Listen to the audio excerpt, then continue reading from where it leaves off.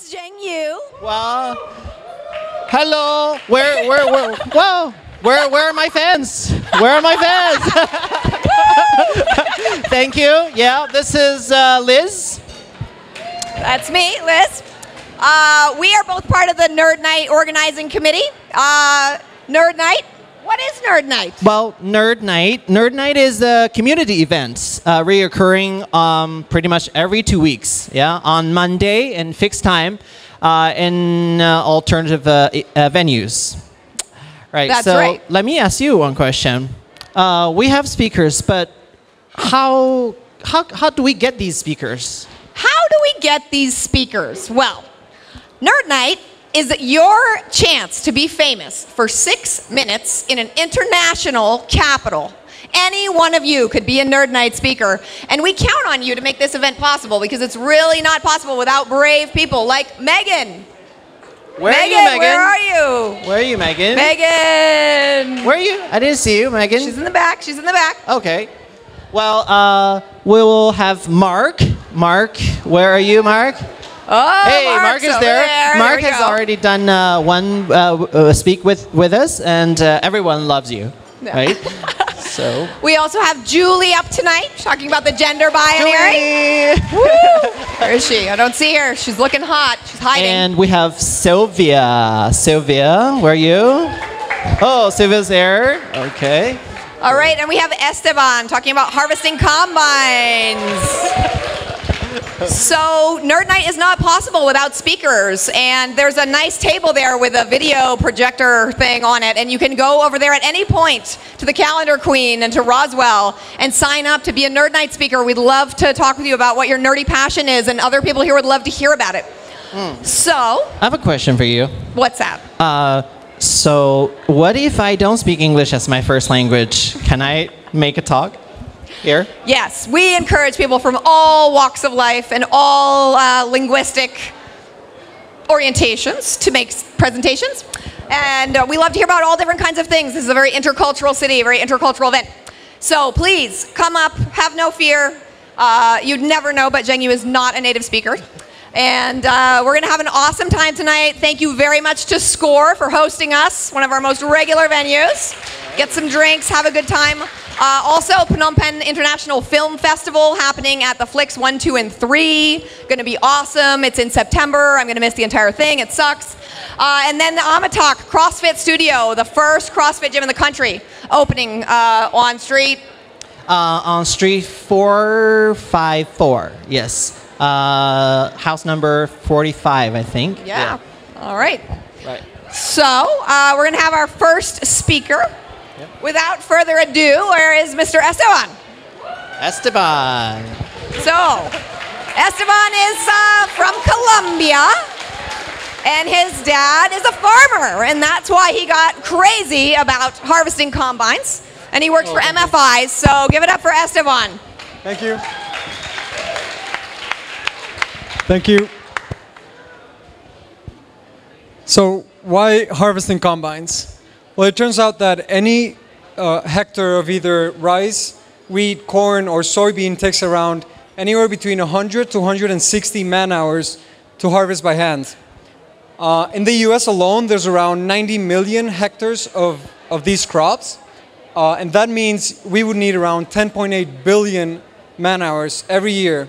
So every man, woman, and child in the US would need to go out to the fields for 3.5 days of the year. That would be a pretty cool workout, but it's not really feasible, right? So that's why we have the harvesting combines. So what is a harvesting combine? It's basically a huge self-propelled machine that can reap or cut the grain, thresh it, clean it, and store it all at the same time. And they can do it, what a man can do in 100 hours, these guys can do in 10 minutes. So just imagine how powerful they are. The main parts of a combine are the header, the threshing cylinder, the cleaning system, and the grain tank. The header is the only part that changes depending on the type of grain. And corn headers are my favorite because they're the coolest. Yeah. The way a corn header works is the rows of corn go into those triangle-shaped things here. And then these blades in forms of cylinder basically suck the entire plant in 1/10 of a second, and only the ear of corn is left on top of the header. The ear of corn then gets transported into the threshing cylinder. The threshing cylinder is where the magic happens, and each brand of combine has a different technology for threshing cylinder. My favorite is the Case IH axial flow, because you guys all know it. So the Case IH axial flow, what it does is the corn comes through here, and then the cylinder pounds the corn against the walls of the threshing cylinder, hard enough to rip apart the husk and leaves and everything and the kernels, but delicate enough not to break any of the kernels. Not any, but most of the kernels. So at the end you have a huge mess of corn kernels and husk and leaves, and here comes the cleaner with a huge fan at the bottom which blows out air. Anything light enough must be trash, goes out of the combine harvester. Anything heavy enough goes down through the sieves and the straw walkers, which are constantly vibrating. So one thing I want you to know about combine harvesters is just how many moving pieces there are. There are literally thousands and thousands of moving pieces all at the same time. It's like a little factory, like mowing through the field. It's pretty cool. And the way, what powers all of this is a huge engine that is up to 16 liters or 600 horsepower, which is a ton. And that basically does two things. It powers a huge hydraulic pump, which moves the header and the wheels. And then it powers a very intricate system of pulleys and belts, which powers pretty much everything else. Another main point that I want for this presentation to come across is how precise combines are. Imagine how different they must be to thresh corn than wheat or rice, but it's the same machine that does it. And the way they do it is by adjusting at a millimetric level all of the components for each type of crop.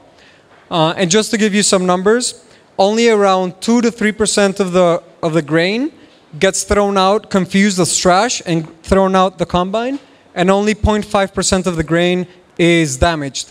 So all in all, 97% of the grain comes from the field into the grain tank, into the pocket of the farmer. Some little bit of history. The reapers were the first combine machines. They were invented in 1831 independently by two guys, Obed Hussey and Cyrus McCormick. Many innovations were done in the 19th century, and by the 1930s we had what is like the modern harvesting combine, which is a combustible engine and all the pieces together, threshing, cleaning, and storing.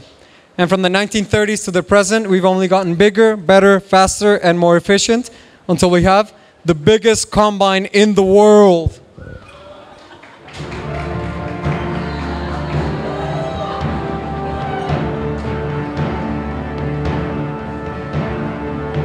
German-made Lexion class 780 series.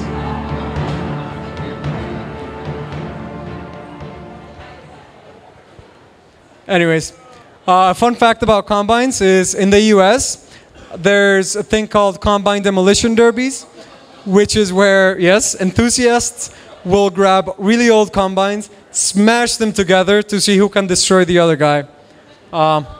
Anyways, that's a pretty fun, crazy fact out there, but a little bit closer to reality and to home.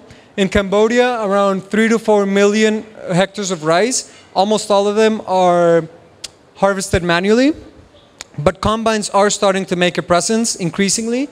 And the main type of combine used in Cambodia is the Kubota, Japanese-made Kubota rice harvesters. And these are special because first, they're smaller, so they can navigate the rice paddies easier. And second, their interior components are stronger against the wear and tear of rice, which is more than the wear and tear of corn or wheat. And then I encourage you to find out your favorite type of harvester. I know I've talked mostly about grain harvesters, but chances are that your favorite fruit or crop has a harvester. My favorite one is the olive one, which literally grabs the tree of the olive, shakes it, and then collects all the olives that fall down. It's pretty nuts. Anyways, the reason I'm into combine harvesters is because my dad is a farmer, and I grew up around combines, and they're pretty cool. These two are pictures from our farm. That's a corn harvester, and this is my brother and I when we were little in an old cotton harvester. So yeah. Thank you. Oh, awesome, awesome. So I'm sure we have a lot of questions for Esteban. So anyone questions? I'm very curious. I do have many questions. Let's see if anyone before. Oh yeah, please. How much does it cost? That's a good question. The new ones, the new big ones, cost anywhere between $300,000 to around $500,000. But in Cambodia, a smaller Kubota, they cost around $35,000 to $50,000. Okay. Cool. Yeah. Questions? Yeah, please.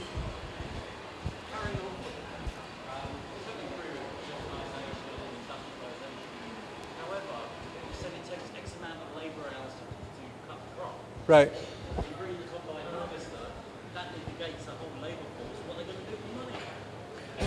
Right. I mean, that is a fair question. So combine is taking jobs away from farmers. What do you think? It is definitely a fair question, and it depends on the context of the country. I'm a firm believer that agriculture at a large scale has to be mechanized. There's very little chance that we would have hordes of people out in the field. But it is true. We do need to consider when we introduce combines how that will affect the society that's in that rural area. Great. Cool. Questions? Yes, please. When you have these really large combines, is there a problem? Do they compact the soil too much? Does it damage the soil in the long run? Do they break down fast? How about the maintenance? Yeah? The soil, right? Soil compaction. Do they compact soil? Yeah, so actually that's a really good question. I don't know if you noticed, but the combines have really big front tires where most of the weight is focused. So the reason they're really wide is because for less pressure to be at any specific point. So combines are actually very light on the soil. It takes a lot of engineering for that, but that's what it does, yeah. Okay. Well, then my question would be, it's so gigantic, and there must be, like as you said, like thousands of parts. Isn't it like a very easy to break down? And how about the maintenance cost? Yeah. Maintenance is definitely an issue. Combines have so many parts that you do need to keep a very scheduled routine of maintenance. Every time after the harvest, you have to basically go through the whole combine, making sure that all the parts are working properly. And sometimes they do break down, and you got to fix them quick because your field is waiting to be picked up. Right. Questions? I ride a very cheap scooter, and that's one of the reasons is it doesn't really burn much gasoline. So how about these guys? Do they drink gasoline? They less than they used to. I couldn't be able to tell you exactly how much they consume, how many gallons per hour. But in the US and Europe, there's been introduced regulation that limits the amount of emissions and gasoline and diesel that they consume. So that's been improving quite a bit. Okay. Questions? My question would be, since I'm from China, you said that those German-made and Japan-made things are so expensive. It's definitely not that easy to own one. How about like China-made ones? Are there any cheaper ones, like brands? There are cheaper or less expensive brands, but none of them. I mean, even a new, less expensive brand would still be quite expensive. Nothing below about $20,000, for example. Wow, still quite expensive. Any more questions? Questions, guys? No? Okay, thank you, Esteban. Thank you. That's an awesome one. Thank you, Esteban. Yeah, that's good. So our next speaker will be Sylvia. Sylvia. Sylvia's from Australia, and she works for an NGO that works on HIV. And she, as far as I know, you're not a professional writer, but she is definitely talking about why everyone should write. Welcome. Hello. Hello, hello, hello. Hi. Yeah, so I'm in the midst of a 30-day challenge at the moment, inspired by Maggie, another fellow nerd. I don't know whether Maggie's here. She did a talk a few weeks ago about 30-day challenges, and I decided that I was going to write every day for 30 days. And I thought that it would be a journal, like a diary each day. I would come home from my day at work and write down how I felt about the day, like this. I would be sort of reposed and like really together and write down my thoughts. It's not like that at all. It's completely not like that. I don't write anything about what's been going on in my day at all, really. It's more fiction, actually, and poetry, which has been really strange. I thought that I would be writing my thoughts and feelings, but it's more fiction. So I thought maybe I want to be a novelist. Maybe this is what it's all about. And then I realized I had no idea what to do about that thought, and I don't know how to be a novelist. So I did some research into writing generally and also what people do when they write. So obviously I'm not quite here yet, but I was looking into how the creative process works for different people. Ray Bradbury famously wrote lists and lists and lists. So like this here, he would just write down whatever came into his head, and it became this kind of process for him where that was the starting point for his creative spark, which I thought was really cool. And I think I like lists, you know, I like how linear they are. And Susan Sontag did the same thing as well. And her theory was that unless you write something down, it's not really real. So if you write it down, and these are some of her favorite things, so top hats, you know, the color blue, dogs, which is cool, I like that a lot. But for her, that was the start of where she got her inspiration from. So this is one of my lists. It's a terrible photo. But so I wrote down condensed milk, which is one of the things that I really like about Cambodia. And that gave me the inspiration to write this line. She was sweet in the way that cans of condensed milk are sweet, syrupy and faintly nauseating. Which I think is a good line, right? And I hope that I can use that in a story one day at some point. So this is another one. I thought maybe lists would help me, you know, improve my vocabulary. So I start with one word, modify, and then see what kind of comes out of my brain. And this is what it looks like. Some of them are made up, like mysticize. That's not a real word, but it's on the list, so that's good. Yeah, so after lists, I thought, maybe I can just copy what other novelists do and I'll become a great writer, maybe. So that was my theory. So most great writers tend to have a routine and a ritual as well, and sometimes it's really weird. So I started with Jack Kerouac, who wrote On the Road, and he did headstands every morning and prayed to Jesus for his own sanity because he knew that he was going insane. And I read that and I thought, I don't think I'm there yet, you know, like maybe this is not the ritual for me. But I get what he means, you know, it's part of the ritual, that's how he started each day. Maybe it got the creative juices flowing, I don't know. Who knows? So Murakami as well, who I've been reading a lot at the moment, when he's writing a novel, he gets up at 4 in the morning every single day and runs 10Ks and works for like 5 or 6 hours a day. And I read that and I thought, I can't commit to that. I'm nowhere near that. And I was terrified. I thought, there must be someone better. Maybe someone else has a better routine than I can follow. So Simone de Beauvoir had a way better idea. She drinks tea in the morning, writes for a couple of hours till lunch, sees her friends in the afternoon, and maybe does a bit of work in the afternoon. So I feel like this is my kind of vibe. So I'm kind of more down with that than running 10Ks every day. So that's about how to write, and this is why you should write.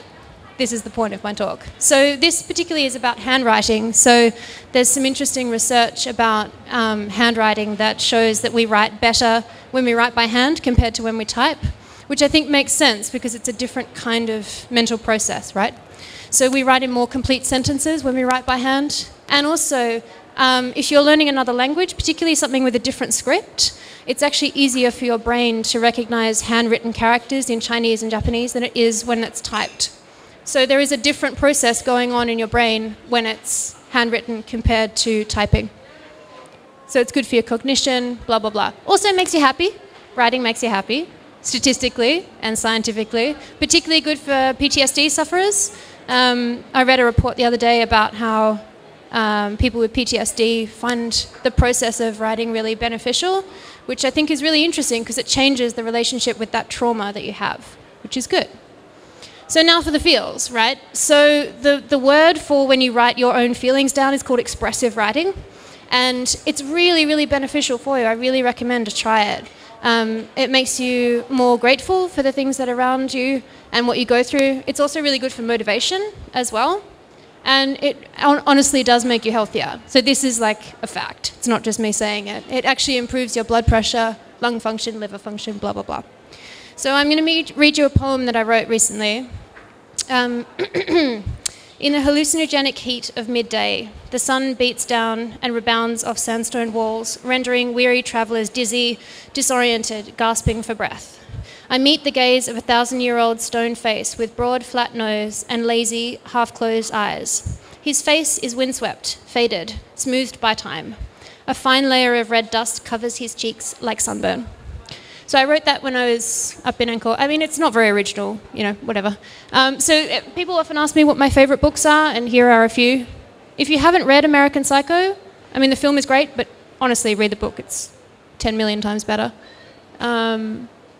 I just finished Even Silence Has an End. Ingrid Betancourt, who was locked up by the FARC for 6 years. Really, really good book. So, moral of the story, I think you should try writing. I really do. If you set 5 minutes a day aside to do it, you would be surprised about what comes out. I had intended to write a diary every day, and I don't do that. I write a whole bunch of other stuff, but it's certainly not a diary. And it's really, really beneficial for you. The benefits are amazing. And maybe you can end up like this guy, right? Thanks.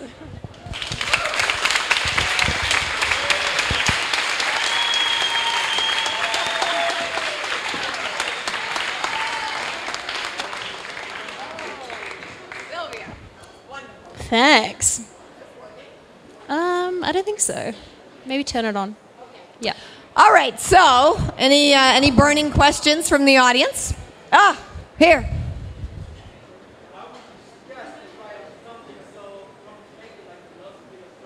Yeah, that's a good question. So how Repeat the can you question. how can you write, how can you start writing about something as complicated as philosophy or science? So I think the best idea is just to start writing every day and see what you write about. Like I said, like I intended to write a diary every day, and it's not. Sometimes it's about philosophy, sometimes it's about what happened in my day, fiction, whatever. I think if you read about philosophy as well, then that will come out in your writing for sure. So if you wrote every day, I think you would eventually start writing about the stuff that you're interested in. No matter how complicated it is, it would definitely come out for sure.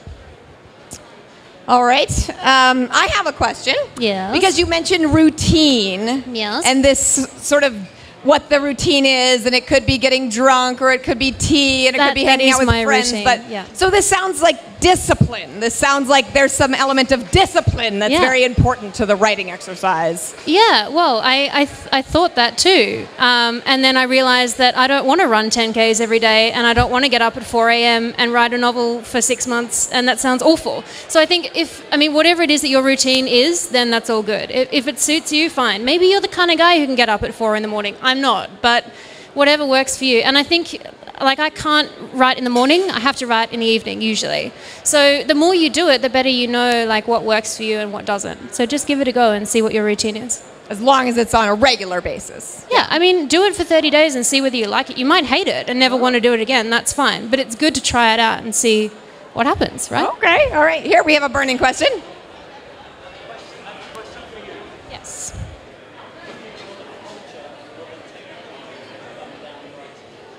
Do I think that modern culture and modern technology has dumbed down writing? Yes. Yes, I do.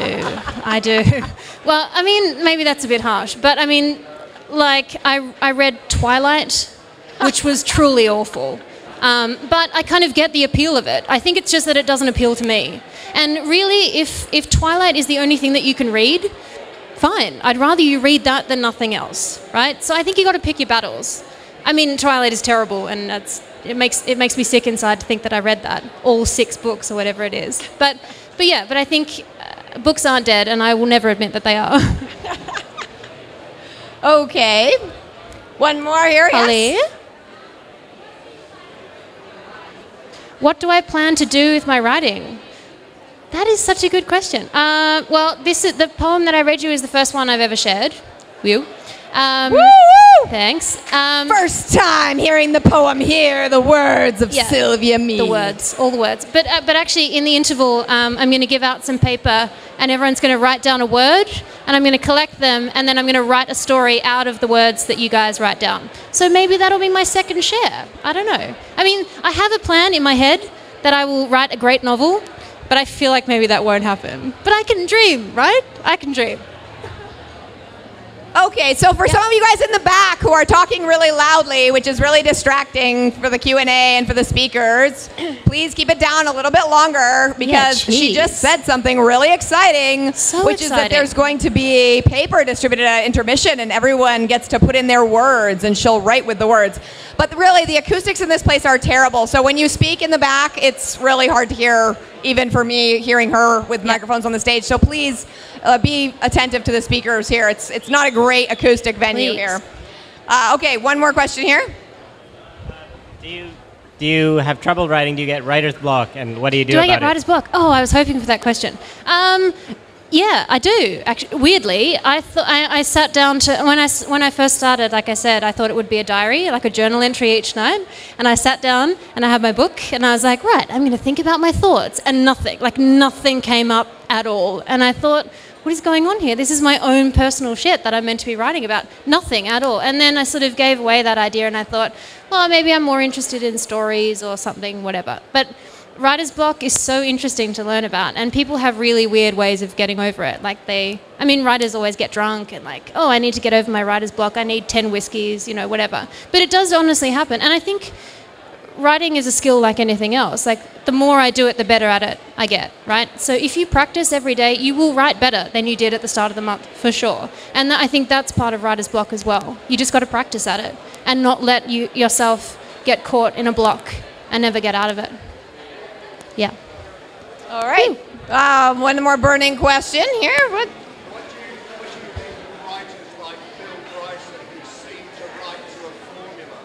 What do I think of writers like Bill Bryson who seem to write to a formula?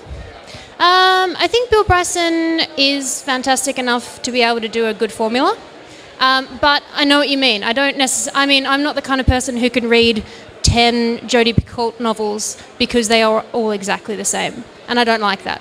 But it depends who your audience is. Some people really like that. And I like a series of books. I like getting into a story and developing it over a couple of books and all that sort of thing. I think if it's done well, sure. But, publishing now is so tough. You have to write the same thing every time to a certain, your book has to be a certain length, your print has to be a certain size. And I don't like that. It's very, very constraining, and I think that's really unfair on writers now. Yeah. So I totally agree with you that the formula is not the way to go, but if you write well enough, Bill Bryson, he's great, I like him. But, it is a bit samey after a while. Yeah. Anyway. Okay, there was one more lady back here who had her hand up. Oh. Just shout it out. Just shout at me. I'll hear you. Okay. Come over. Come closer. No, we can't hear you. People are talking too loudly. Is there anything that I feel that... Oh, is there anything that inhibits my writing? Yes, and this is a bit of a cliche, but you do your best writing when you're overtired, hungover, I find, for me at least. So if I'm really together and not much has happened in my day, it's not a whole lot to write about, So I think you got to be open to your experiences, and that's the sort of stuff that you want to write about. I think there's no point writing about stuff that doesn't mean anything to you. If you're open enough and you can write about the stuff that really gets you deep down, then you will write pages and pages and pages. I think the times when I've had writer's block, like we were talking about just then, is when I've tried to write something a bit kind of shallow and fake, actually. Yeah. Whoa, that was a bit of a confession. Shit. All right, we'll end on a confessional note. Thank you very much, Sylvia. All right, and now we're going to have one more presentation before the break. We're going to have the lovely Julie talking about going beyond the gender binary. Julie is a clinical scientist, and she lives in Kampong Cham. And she's coming all the way to grace us here with her knowledge about the gender binary. Come on up, Julie, come on. All right. Good evening, everyone. Hello. Okay. So let's start with a simple exercise. How many of you here could identify at least 3 of these people in the slide? None. These people were either killed or committed suicide because they did not fit the gender binary. These people could be your friends and your relatives. Currently, there are 78 countries around the world wherein it's illegal to be homosexual, 10 of which you could be punished by death. Since 2008, there has been reported 1,509 cases of killings towards trans and gender variant people. Of course, this number is higher in actual. So let's try to analyze this. Why this happens? First, let us accept that we are ignorant in some aspects of our humanity, right? Why? Because each of us has our own filter to gather knowledge.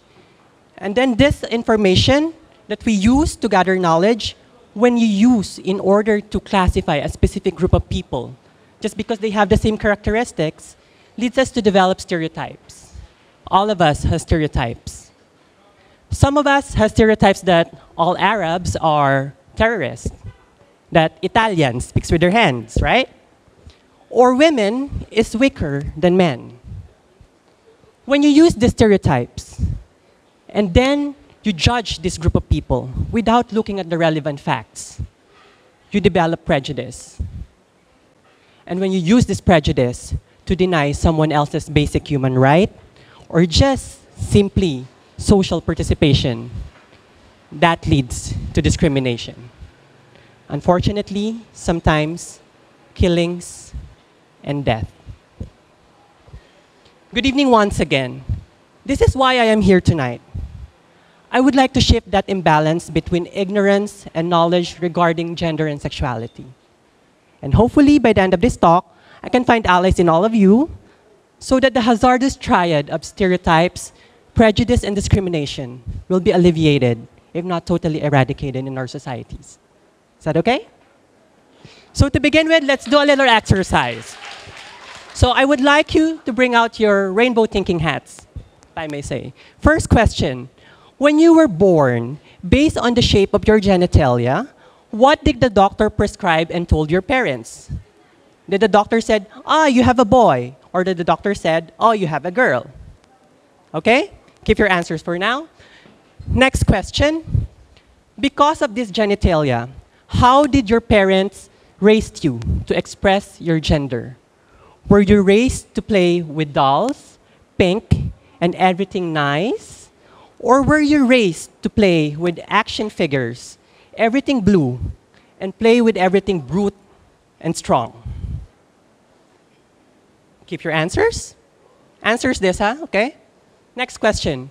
Now that you have your inner sense of who you are, how do you see yourself? As being a man or a woman? Okay? The last question, who do you feel that profound sexual, romantic, and emotional affection to? Is it towards someone of the opposite gender? Or someone of the same gender? None? Or all? So keep those answers, okay? We'll use that later, okay? Good. So in order to understand the basics of sexuality and gender, remember this, A-E-I-O-U. A stands for your sex assignment. This is what is prescribed by the doctor just by merely looking at what is between your legs when you were born without looking at the future. You're already prescribed the sex. E is gender expression, how you project your gender with respect to your mannerisms, the way you talk, the way you act, the roles in society. I, identity. This is your inner sense of who you are. Are you a man? Are you a woman? Are you both? Or are you neither?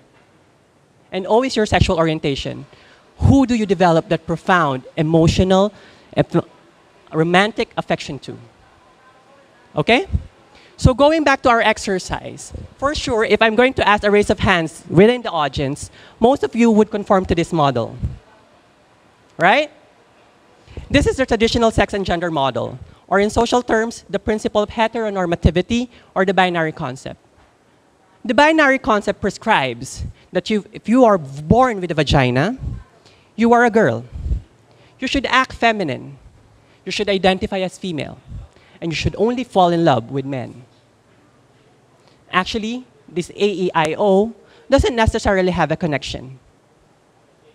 As we all know, there are some people whose O, or the sexual orientation, is not towards the opposite gender. It's towards the same gender.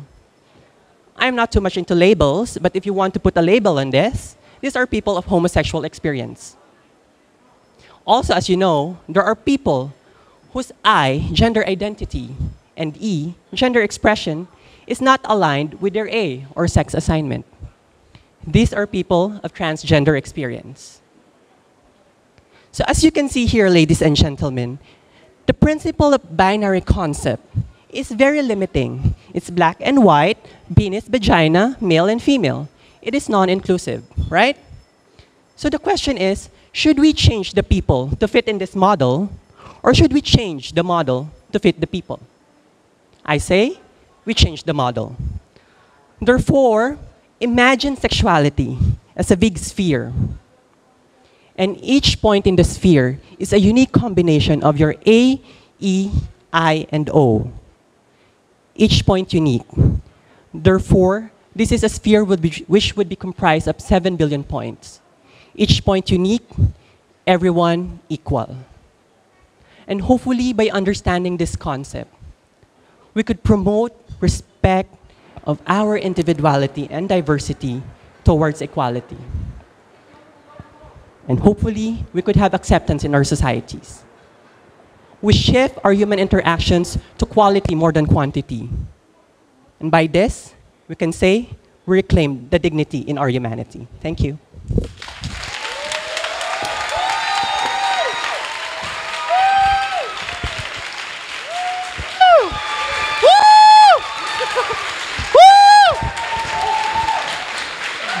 I love it. Woo! Do you love it? Well, before we go to the questions, I seriously want to request a few more minutes for our Q&A sessions. Is that okay? A few more minutes. So I want to take this privilege to ask you a question before everyone does. Okay. Okay. That's my pressure. This is a serious question.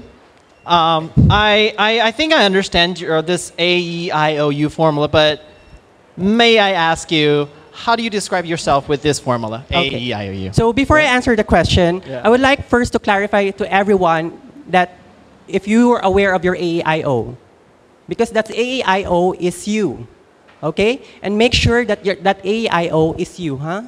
It's very distinct to you. If you would ask me, my A, I was assigned male at birth. As you can see, I'm expressing feminine. My I, my identity is female. And my O is towards straight men. So if you want to put a label on it, my label is Julie. I'm a person of transgender experience.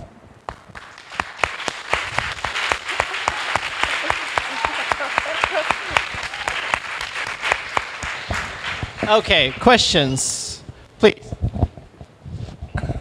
First of all, thank you very much for your presentation. I feel sort of like embarrassed that I didn't really understand what you were presenting. That being said, what are sort of like common misunderstandings or sort of like everyday actions that you face that you would like to see corrected against sort of people of a different orientation? Okay, what things would I like to be corrected? Or sort of like in your daily life. In my daily life. What are sort of like the common misperceptions? Misperception. Okay. Yeah. So to come back to that, I would like you to look back at the stereotype, prejudice, and discrimination slides. It's not really a misconception. It's us realizing what our stereotypes are and go out of that stereotypes. Like, for example, in my case, if I say I'm a person of transgender experience, the first misconception is, are you a sex worker? That's stereotypes. And then only when I tell them, no, I'm a clinical lab scientist, I can grow bacteria from your own kitchen. So ask yourselves, what are your stereotypes? Because I cannot prescribe these misconceptions. Because each of us has our own journey. In my case, I'm discriminated because of my assigned sex. There are opportunities wherein I'm limited because of my documents. And basically just to see the person as they are. Look at them, what is in between their hearts, and not what was between their legs. Because identity is more than that. That's why it's identity. Questions, but I have a lot of questions. Yes, please.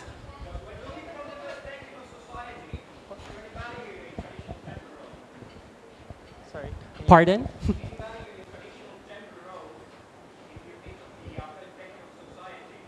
I don't get your. Sorry. Is there any value in traditional gender roles? Yes. Yeah. In my case, if you'll ask my opinion, no. Because once you put value in every specific gender role, that defeats our fight of equality. For example, gender role that men should provide for the family, that women should only cook. And with these values of what is the gender role is, it limits other people, right? Like for example, with respect to documentation and like in passports, some countries adopt the third gender. Some countries adopt the X in the gender marker. I'm a bit for it, but mostly against it. Why? It's because when you put an ordinal labeling, you will say that men is the first gender, women will be the second gender, whoever does not fit to that too would be the third gender. And that would prescribe again that these people are less human beings than this. Right?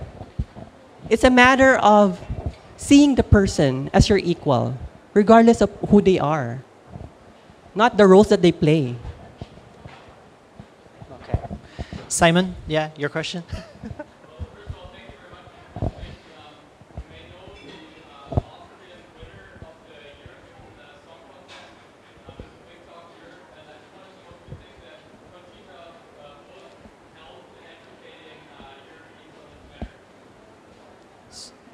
Again, please. Sorry, I was caught with your looks.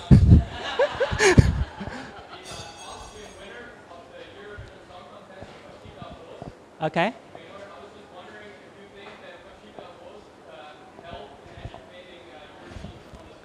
Yes, definitely.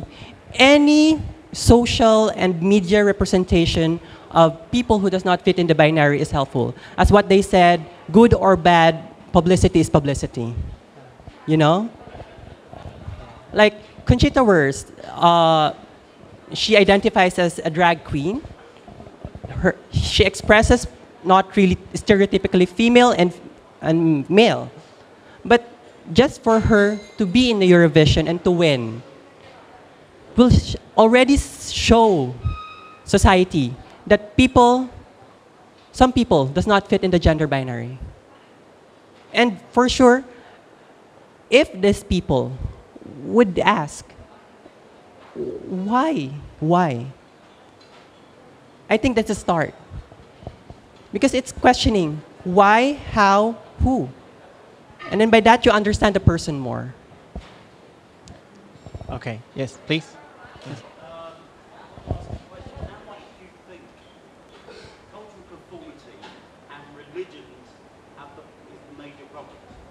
Very much. Yes. I grew up in the Philippines, which is mostly Catholic dominated. How do I see religion and cultural dominance affect? Yes. Culture performance affected. For me, it's very, very tough. Like it affects the whole individual who does not fit. I grew up in the Philippines, which is mostly Catholic. The Catholic influence in the Philippines is too much to the point that you think it might be really accepted, but it's not. In the Philippines, being LGBT, you are culturally celebrated but not politically accepted. In every barrio fiesta, there would be a pageant for trans people.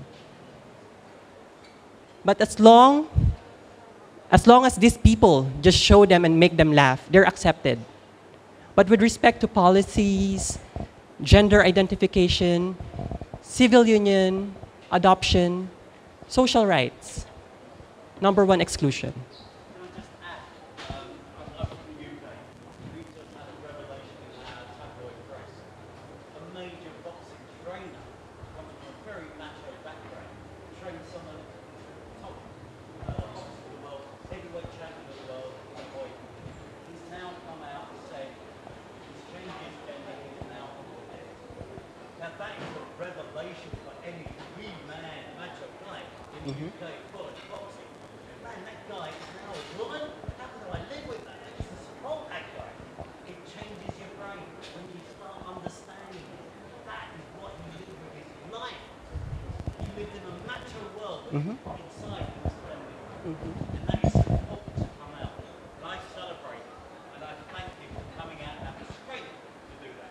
I thank you as well. Thank you. May I ask a question? Yeah, sorry. Yeah. I heard, I think recently, a New Zealand passport has the third gender option, right? Australia, if I'm not Australia? mistaken. Okay. Yes. So, do you think it's an improvement of our civilization, or? Yes. As I've said before, I'm very much for that, but not 100%. Because I don't think there's any help with the gender marker. There are a lot of identification system wherein it could be helped to fight terrorism or to identify the person. I think the field of biometrics has already evolved to the point that this marker would not be really helpful. Before we get more questions, I have one last question. My personal question. Chinese is my first language. We don't really have any like two gender specific pronouns, but in English, we always have to use either he or she. Yeah. So, do you have any practical advice on us, like how we should deal with that? Okay. Yeah. So before I give the advice, I'll just ask, how many of you here speaks English, French, Spanish as their first language, like Latin in origin? Okay. How many of here speaks Filipino, Cambodian, Thai as their first language, or somewhere in Asia? Okay. If you would compare it, the origin of the language also gives you that, as I've said, to reclaim your dignity. If you would compare languages of Latin in origin as compared to languages in Southeast Asia, languages of Latin in origin, it's the second person who would prescribe who you are, right? Example, I will say, he is Zheng Yu. I am prescribing who the person is, right? He, she. If you go to Cambodia, in the Philippines, like in Cambodia, for example, when you ask me a question, so do you know me? I would answer, Ja. I claim who I am. I answered in the feminine. The person does not prescribe how I should identify as compared to languages of Latin in origin. So my advice is, if you're confused, or if you see someone who does not fit your stereotypical male or female, politely ask, how would you prefer to be addressed? It's better than to be someone who is imposing. Just ask politely. Okay. Some people don't mind. Some people will mind and won't answer. Respect that. Okay. Cool. Oh, we have one last question, please. Sure. Welcome. I'm wondering if you have any advice for young people who are identifying themselves outside of a gender binary. If you have advice for them, because sometimes they look really confident in themselves. What type of advice would you? Yeah. Just love yourself. So the question is advice to those young people who think they don't belong to the gender binary. Yeah. just be yourself.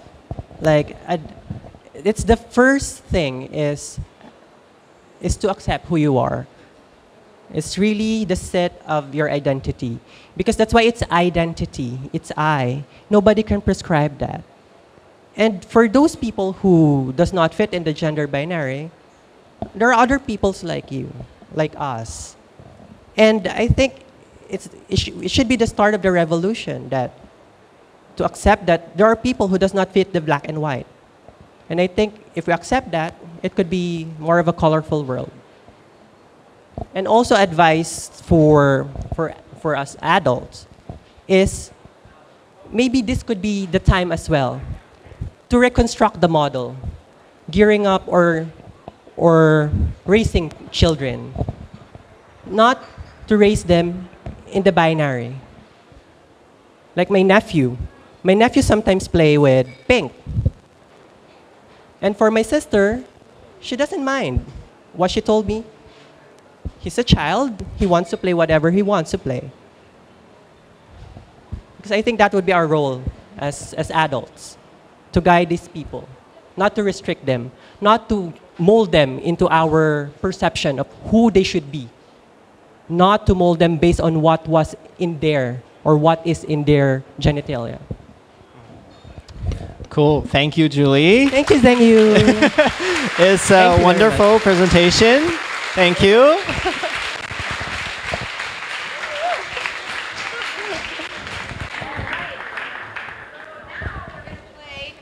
Is it on? It's not on. All right.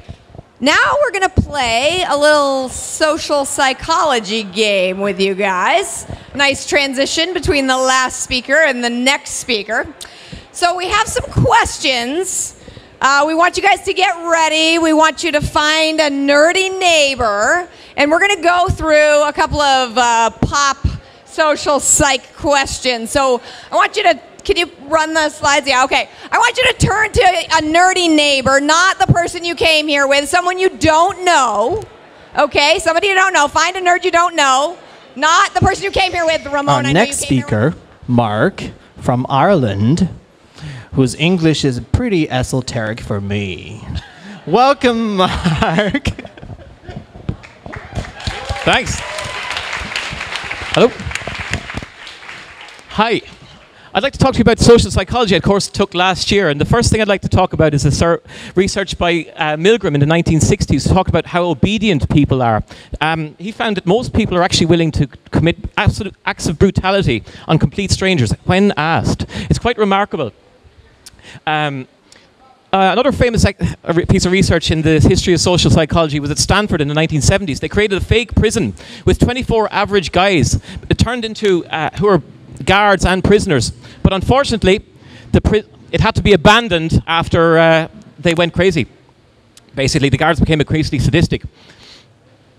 Part of that is due to the polarizing effect of groups, how groups intensify behavior. And it often leads to groupthink. A classic example is in the Inner Circle of Adolf Hitler. The famous quotation there by Albert Speer described it as a hall of distorting mirrors, a repeatedly confirmed picture of a fantastical dream world, which accounts for some of the brutality that was involved. Which of these lines is identical? 1, 2, or 3? Which is the longest? In research, most people, when asked that question, actually go with what the rest of the group say. So in a group of 7 people, if you have 6 liars and 1 honest person, the honest person tends to be persuaded what the other 6 liars are saying. That comes from Ash in 1951. It's fascinating. But this can be positive. For example, hotel signs saying please reuse your towel are often hugely ineffective or counterproductive. But if you say 75% of guests in this room reuse their towel, it's much more effective. That's because we're social people. Self-awareness and visibility are really important. Drivers of convertibles are more polite than average drivers.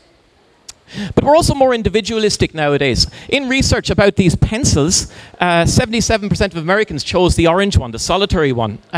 With Asian people, it's about 1 in 3. Modern song lyrics are also more likely nowadays to use the words I and me as opposed to we and us.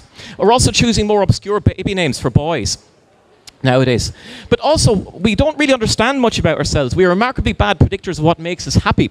The impact of major life events is overestimated. Often they're not major at all. People routinely deny being influenced by other people in the media, but they say that it affects others. Our self-explanations are often very much wrong When do people intervene? Most of us grossly overestimate how willing we are to help others when they're in need. Guilty people, good moods, and religious people are more likely to help out. But in groups, people tend not to report emergencies. Alone, they react immediately. A good example is the Good Samaritan study of student priests in 1973. Most of the student priests did not help out. Do false memories exist? They certainly do. In a survey, in research in the 1990s called the Lost in the Mall research, 1 in 4 participants remembered an event that had never actually happened. They had admitted it never happened, and then in subsequent follow-up surveys, they actually recounted that it did. Our memories are deeply, deeply flawed. Does familiarity breed contempt? It seems not. People seem to prefer looking at their mirror image much more so than a picture of themselves. Neutral consumers or voters are often swayed by repetition alone. Mere exposure to unusual stimuli boost ratings of them. As Tony Abbott won an election last year just by saying "stop the boats" repeatedly without any manifesto. Do looks matter? They certainly do. They help you earn more money. Good-looking inventors, their products are rated better. In cosmetic surgery, in the after photographs, people who've just had surgery are often rated as more likable and kinder. In the words of Tolstoy, it's a strange illusion to suppose that beauty is goodness. We associate attractiveness with better personalities. But there are some other weird things that go on. Marriage is more common among similar names, but people whose names start with the same letter. Attraction to people whose random code number resembles their date of birth is also common. People named Dennis or Denise are more likely to become dentists. And voting patterns are often decided by the names of the candidates. 4 reasons. You might think that your partner has some special qualities, but actually the most mundane reason, biggest reason for falling in love with somebody is proximity. It's easy. They're near us. Attractiveness, similar opinions, and mutuality are the other 3 aspects of it. We like to be validated by being with beautiful people, and we consider attractive. It gives us a sense of feel good. But do looks matter? Is there more? Vocal tone adds to attractiveness. Ovulating women wear more revealing outfits. They have an increased preference for masculinized men, and ovulating lap dancers double their tips, up to $70 an hour compared to just $35. It's the magic of biology.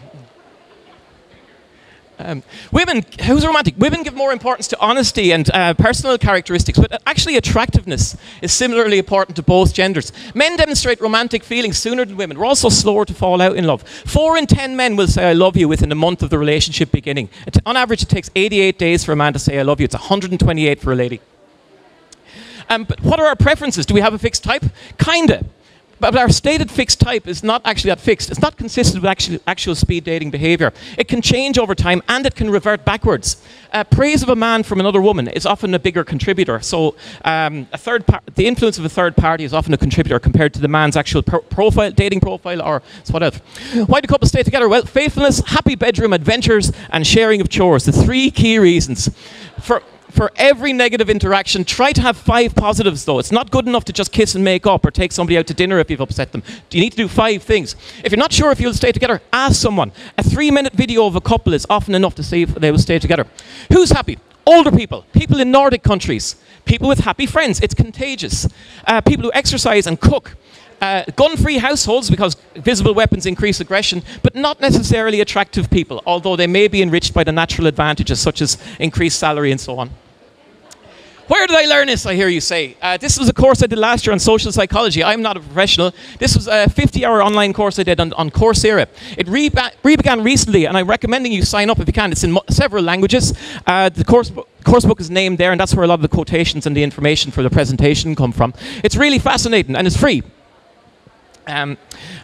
Why should you sign up? It's insightful into everyday life. It's affirming, surprising, and fun. It's helpful for careers, for example, the persuasion techniques and the towel thing you might remember. Remember that love brings out our best. That's the final quotation I'm going to leave you with. The grass may be greener on the other side, but happy gardeners are less likely to notice. So no matter what we say about relationships or personality, happy gardeners are less likely to notice. People who are in love don't mind.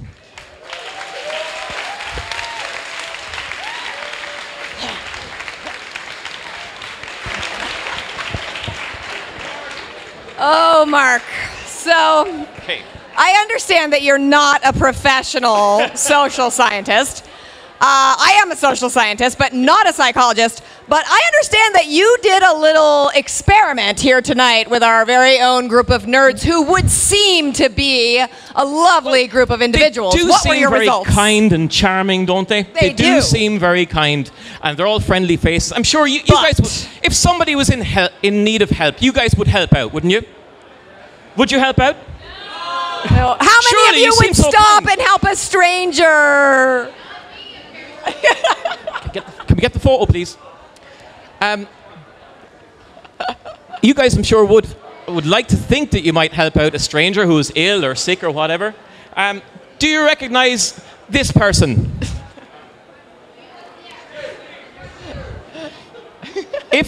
If you came in sometime between 7:40 and 8 p.m. this evening, you would have seen this person crouched over there. This is me in a yellow coat, pretending to be sick.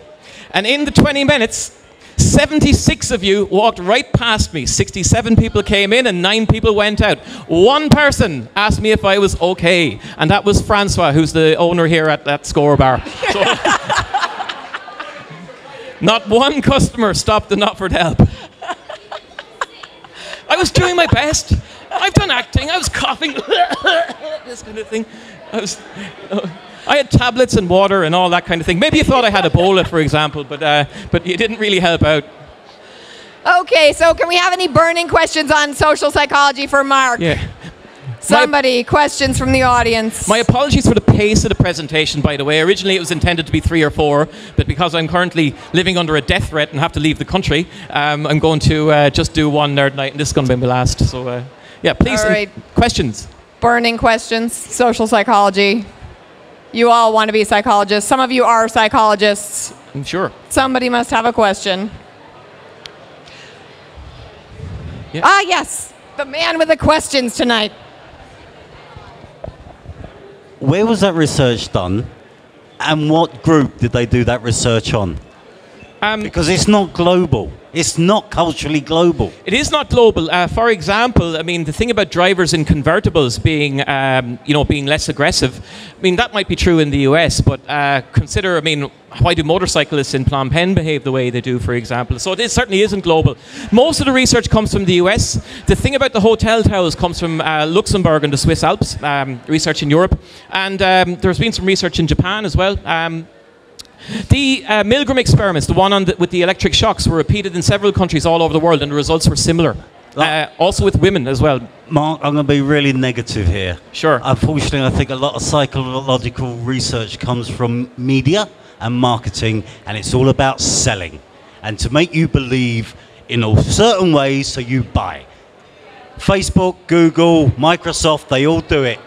Well, you're right, and one of the modules in the course is about social influence and the power of persuasion. I really recommend having a bit of a read of the material for it. There's some wonderful research by a guy called Robert Cialdini, who writes self-help books, but he's fascinating, and it's well worth checking out his videos on YouTube as well. And you know, this is these are the building blocks of advertising in their own way. This is how it works. All right, we have another question over here. The other question, man. You were mentioning that you took an online course on social psychology. Yep. How much work is it, to get, or how much in depth do you actually go? Well, it was a 50-hour course. It took about 7 hours a week for about 7 weeks. There were a number of pop quizzes. There was a couple of assignments, and one of the major exercises was a day of compassion. Where you had to live as compassionately as possible for 24 hours, which is really, really interesting. You had to be kind. You couldn't criticize people. You had to think of different ways to be original and help people. And I did that. I mean, offered help to strangers, contacted an ex-girlfriend to see if she wanted to be friends again and stuff like that. No, it's quite interesting. It's rerunning at the moment. I'd really recommend having an overview if you're interested. Just have a look at the website. All right, so Coursera is the website. Acumen Plus also has some great courses. I've started one and never finished it. Any more questions about social psychology? Upstairs, downstairs? One more, Joe.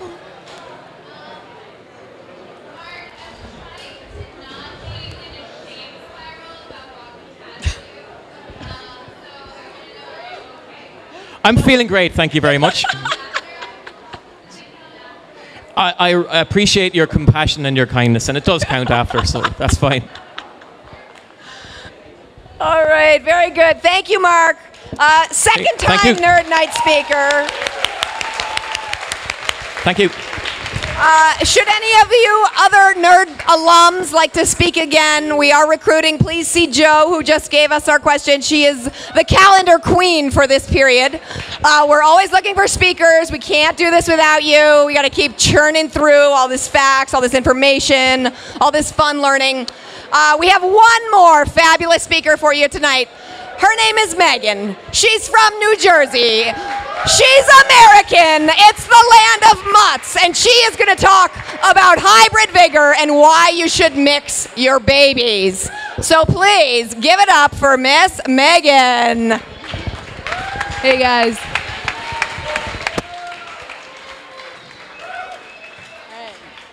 I'm going to try to stand up for this entire presentation. We'll see how that goes. All right. Thanks to Scorebar for having this tonight. I'm excited to be here. Let's go. Tonight I'm going to talk about hybrid vigor, why you should mix your babies. I'll give some background, talk about the genetic benefits, talk about the opposition. There's some haters out there, some serious haters, and the social benefits. I've been told by the MCs that I'm last because I'm supposed to be funny, so if you feel inclined to laugh at any point, please feel free to do so because I don't have any jokes prepared. Okay. So, miscegenation. Miscegenation, etymology of the word, Latin, genus, and miscere. Shit. Oh, okay, all right. Genus and miscere. Miscere is to mix, genus is kind. Yeah. Mixing of different races, interbreeding really through marriage or procreation. Miscegenation, yeah, so the big question about miscegenation is there a biological advantage to being mixed race? And the evidence overwhelmingly points to yes. Yeah, so woo, go mixed race people. Holla if you're a mixed race. Holla, all right. Yeah, so hybrid vigor is a term widely used in genetics. Hybrid vigor in plants. The most famous example is corn. So you see here two corn parents producing a more robust, bigger, nicer looking corn child. Yeah, so the offspring are, corn is the most famous example, but it's used actually by a lot of farmers. Hybrid vigor in animals is much the same. So when two different parents mate, the good genes, ability to fight disease, attractiveness, they're invariably affected in a positive way. So zoologist from Cambridge University said mixing genes is almost invariably good. A specific example was found in male seals. A group of scientists did a study on a population of male seals and found that, in fact, male seal hybrids arrive earlier in the mating season. They stay for longer compared to their purebred counterparts. They're more competitive, they grow faster, they live longer, they're better at resisting, fighting disease, and in fact, they're more attractive to the female counterparts, which is a huge plus. Genetics background, for those of you who have called high school biology a thing of the past for a while now. So when two people breed, when two people mate, the child has traits from the mother and father, so two genes for every trait. There are dominant recessive genes, the names give it away, not dominant genes are shown. When there's a dominant gene, if there are two recessive genes, that's shown. Why is this good? Genetic diversity, if you think about incest on one end of the genetic diversity scale, racial intermixing would be on the other end, presumably, and we know the bad things that happen when incestual procreation goes on, so it makes sense that racial intermixing would be better. Heterozygosity is the word for getting two very different genes from your parents for one trait, and it can be very beneficial, especially in disease prevention. So not prevention, but being able to fight disease. Disease is run overwhelmingly on recessive genes, so having a dominant gene makes you not carry it. There's been a huge history. These are the three most infamous examples of anti-miscegenation laws. Nazi Germany, it was fatal to actually intermix during this time period. In the US, 1967, the Supreme Court ruled it unconstitutional to have laws against mixed marriage, and the same in South Africa. So the British National Party is an extreme right political party in the UK that's infamous for its xenophobia and for its ideas of white supremacy.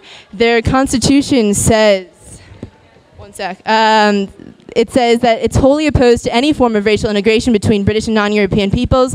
This is Nick Griffin of the BNP, who's quoted as saying, "We don't hate anyone, especially the mixed-race children, who are the most tragic victims of enforced multi-racism. But that does not mean we accept miscegenation as moral or normal. We do not, and we never will."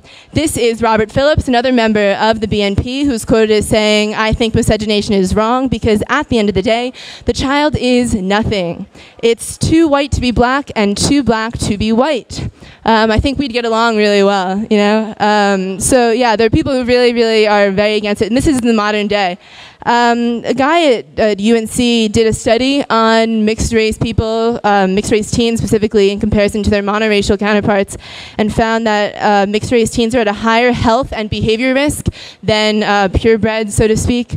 They've interpreted the results to be from an increased stress level in mixed race teens, but there was no, they didn't say where, so I went looking for it.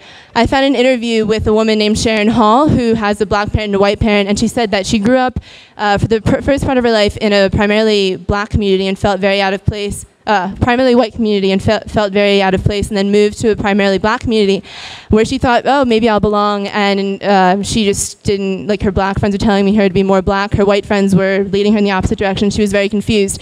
But I see the positives in it. It provides an ability to be culturally flexible in the mixed breed child. My friend is half black, half white, and he said, I'm as comfortable at a black family reunion as I am playing golf with old white men. Mixed breed children are often more culturally aware. They're exposed to two different cultures from very early on. They learn to accept different cultures, to be open to different people, to different foods, whatever. And often the cultural awareness results in forced bilingualism if a parent is from a different country. So some figures for you guys.